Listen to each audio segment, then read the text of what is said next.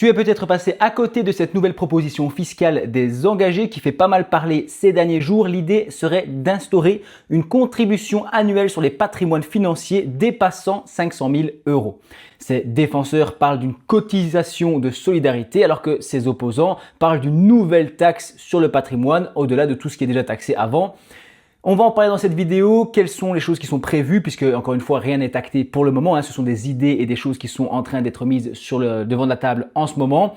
Pourquoi ça arrive maintenant ce genre de choses? Puisqu'on est dans un contexte budgétaire assez difficile, la Belgique doit trouver plusieurs milliards d'euros afin de rééquilibrer ses finances publiques. Et c'est dans ce contexte qu'une nouvelle contribution sur les patrimoines financiers a été proposée. Qu'est-ce que ça prévoit? Premièrement, ça ne n'est pas sur l'ensemble du patrimoine, d'accord? Il y a certains qui parlaient sur les maisons et tout ça. Non, ici, ce serait vraiment de couvrir différents instruments financiers afin d'éviter les stratégies de contournement. Donc, les modalités précises devraient être définies dans une loi éventuelle, si ça voit le jour.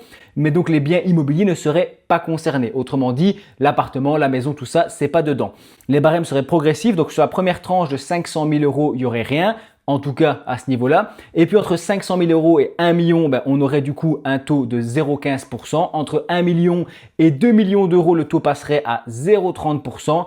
Et de 2 à 3 millions, 0,45%. Et au-delà de 3 millions, ce serait 0,60%. Selon les auteurs de cette proposition, cette contribution rapporterait entre 1 et 2 milliards d'euros par an.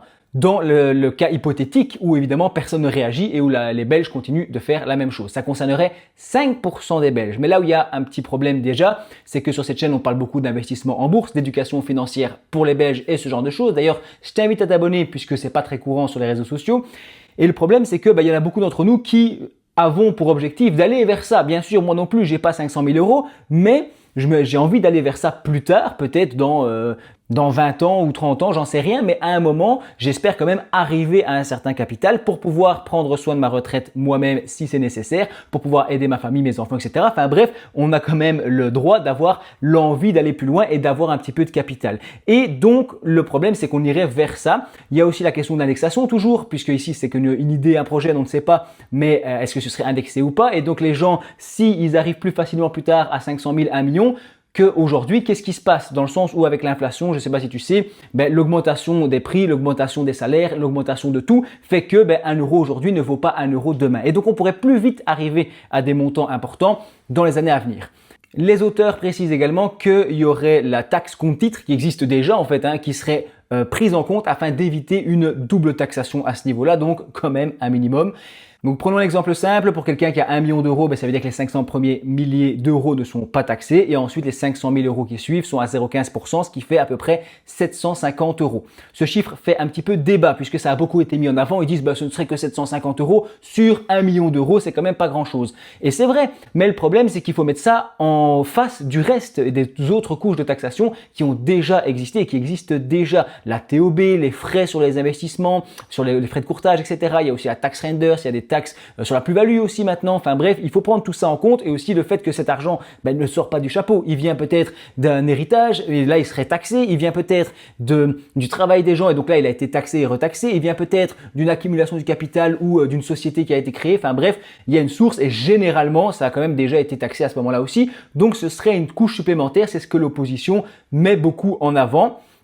Autre assez petite faiblesse du raisonnement, c'est le fameux rendement aussi de 4% que j'ai pu voir dans certaines vidéos sur les réseaux sociaux où ils mettent en avant le fait que avec un rendement de 4% par exemple, un millionnaire aurait 40 000 € de revenus par an.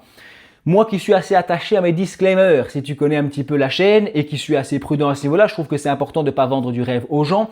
Garantir aux gens qu'on aurait un revenu constant et annuel, même de 4%, pas de 10% ou quoi, mais ne serait-ce que de 4%, c'est assez compliqué je trouve, dans le sens où il y a des années qui sont très négatives, tu peux être à moins 5%, moins 8%, et alors une autre année à 10-12%, et annualiser peut-être que on aurait un rendement positif, en tout cas c'est ce qu'on souhaite, mais il n'y a aucune garantie en bourse. Les investissements comportent des risques et les performances passées ne présagent pas des performances futures, on vous rabat toujours les oreilles avec ça, et donc avancer l'argument qu'un rendement de 4% annuel ferait que ce serait que 750 € sur 40 000 €, ça m'a l'air quand même un petit peu abusé. Je ne sais pas ce que vous en pensez, même si moi j'essaie de rester relativement neutre dans ce genre de débat, j'apporte ici des points qui sont pour et qui sont contre dans l'idée ici. Mais je tenais quand même à appuyer sur le problème du raisonnement un peu mathématique ici du rendement, dans le sens où on parle d'une contribution sur un capital, d'accord, sur un patrimoine détenu, quelle que soit la situation économique, alors qu'on parle, ça on le met en face du rendement. Et le rendement, lui, dépend de l'évolution des marchés, dépend de l'augmentation des diminutions de la bourse et de ce genre de choses-là. Et donc ça peut donner une idée, un ordre de grandeur, mais c'est quand même avec des grosses hypothèses de moyenne de rendement qui ne sont pas du tout garanties sur des systèmes non garantis. Avant de continuer, si tu n'es pas tout à fait à l'aise avec toutes ces notions, je te propose d'aller jeter un petit coup d'œil à mon site internet pour les investisseurs belges. C'est très rare, je ne sais même pas s'il y en a beaucoup d'autres en fait. Vous pouvez me le dire en commentaire, ça m'intéresse. Et c'est le premier lien en description, le premier lien aussi en commentaire épinglé de la plupart de mes vidéos. Tu y trouveras des ressources pour les investisseurs belges. Par exemple, j'ai quelques petits e-books que j'ai rédigés pour les investisseurs belges pour un petit peu comprendre l'éducation financière en Belgique. Je pense que c'est une mission importante et qu'on a tous un petit rôle à jouer. Pour ça, tu peux partager les vidéos, ça fait plaisir. Comme toujours, l'important pour moi, c'est de comprendre des mécanismes et d'en discuter de manière vulgarisée et pédagogique. J'espère que la vidéo t'a plu. N'hésite pas à t'abonner si ce n'est pas déjà fait. Et je te dis merci de l'avoir regardé jusqu'au bout.